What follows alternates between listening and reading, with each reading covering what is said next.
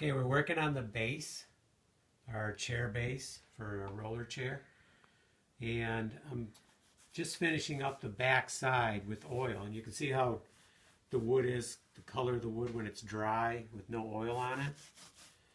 And so we're just oiling the back, and it really brings out the color of the wood. Now this is hard maple.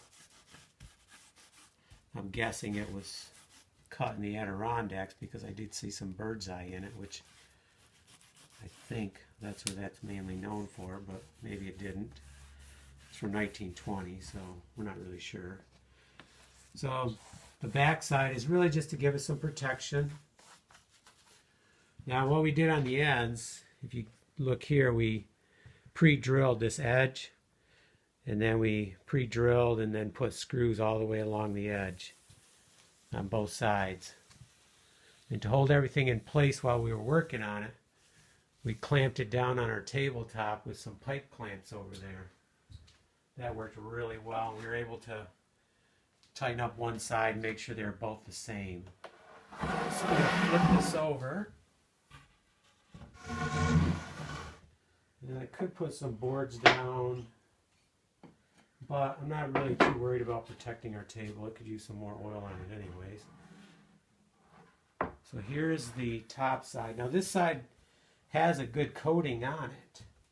So I was debating, do we put some polyurethane on or acrylic resin, or in this case I'm just going to do it with oil. So I'm not sure how much this oil is going to soak in.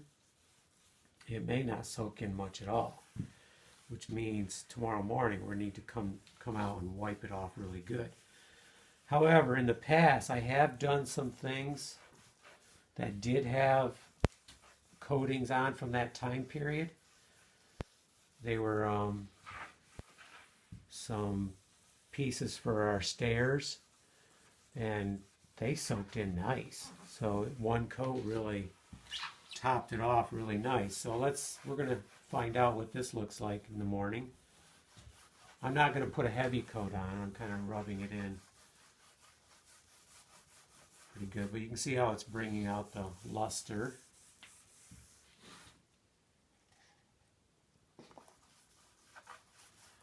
It's kind of my favorite part of building stuff is the finish, the oil.